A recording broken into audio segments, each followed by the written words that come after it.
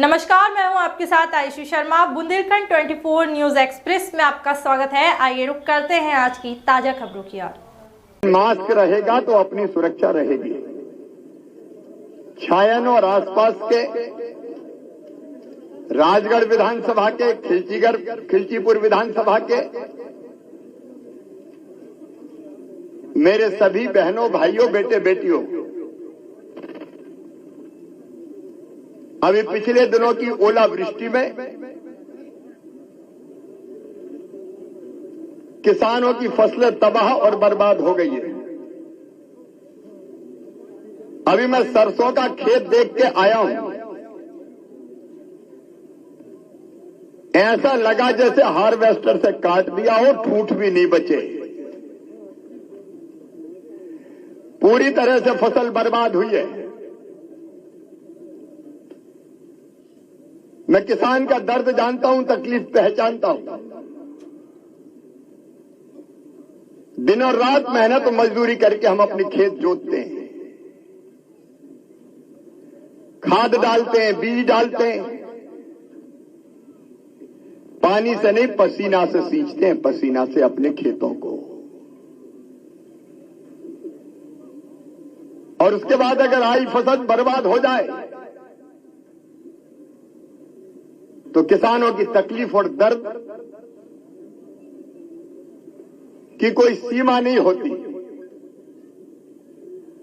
लेकिन आज मैं छायन पूरे क्षेत्र से ये कहने आया हूं,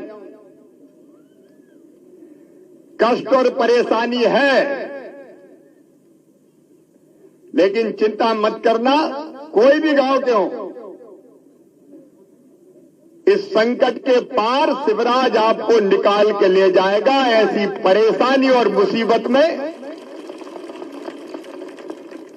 आपका पूरा साथ देने आया हूं। अभी सर्वे का काम चल रहा है, कलेक्टर यहां है।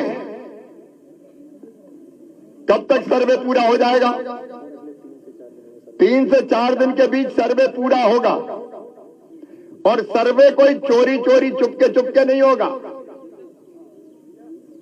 जनप्रतिनिधि, हमारे सांसद जी, विधायक जी, पूर्व विधायक जी, पंचायत के प्रतिनिधियों, वो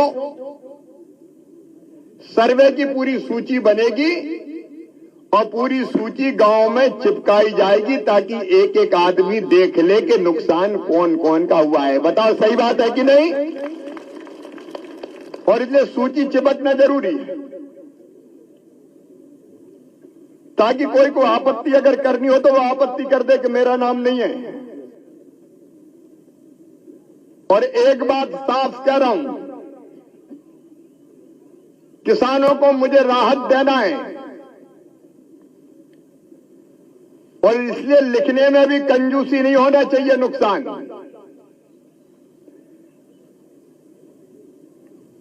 हर हालत में मुझे राहत देना है। देने वाला यहां खड़ा है। आप लिबरली नुकसान का आकलन कीजिए ताकि राहत की राशि हमारे किसानों को मिल सके। मेरे बहनों और भाइयों, हमने तय किया है कि हमारी गेहूं हो, सरसों हो,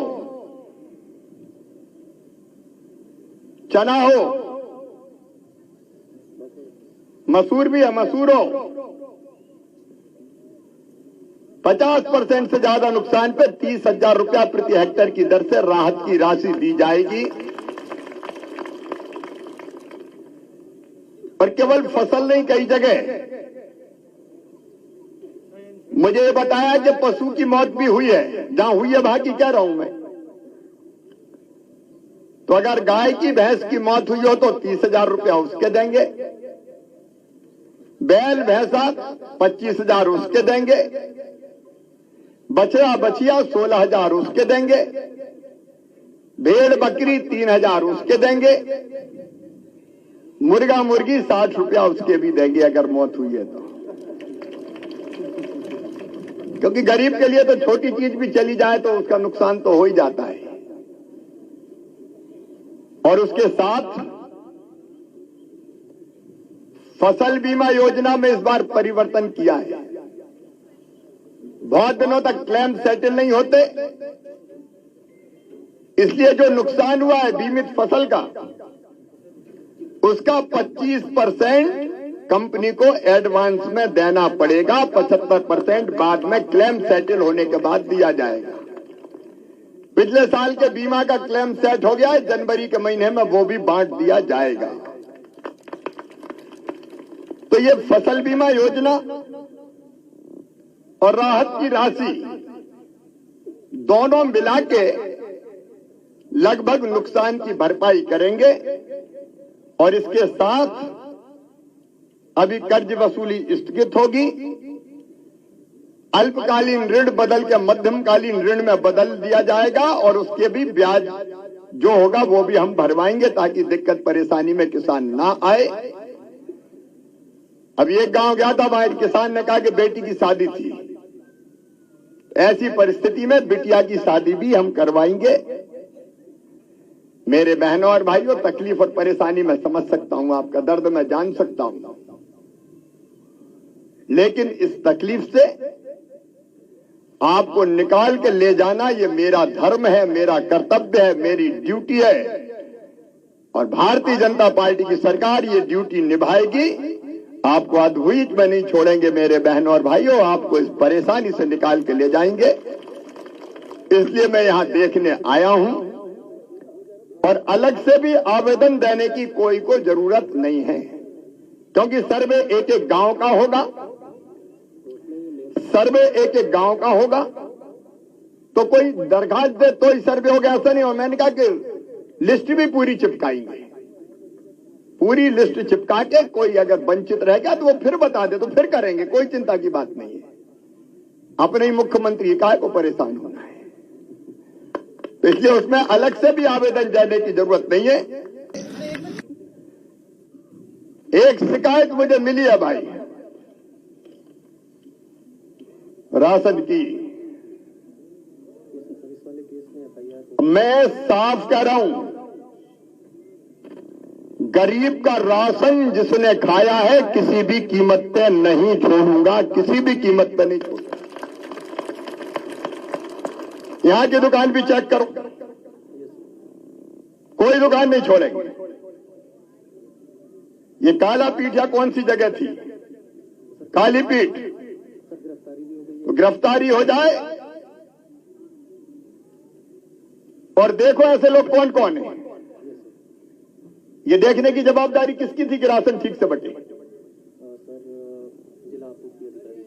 तो जिला आपूर्ति अधिकारी जो भी प्रभारी है उसको मैं तत्काल सस्पेंड करता हूं। ऐसे लोग नहीं चलेंगे, ये थोड़ी चलेगा क्या, कौन देखेगा? वहां फूड इंस्पेक्टर कौन है? जो भी है फूड इंस्पेक्टर वो भी सस्पेंड। ये तमाशा थोड़ी चलेगा कि कोई भी खा जाए।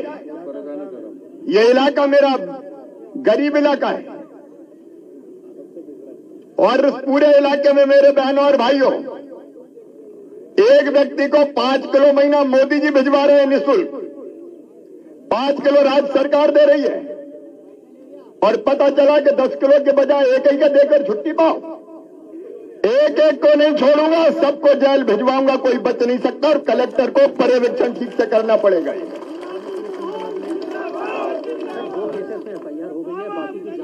ये कमिश्नर भी कहा है वो भी आ जाए, ये मैं नहीं छोड़ूंगा।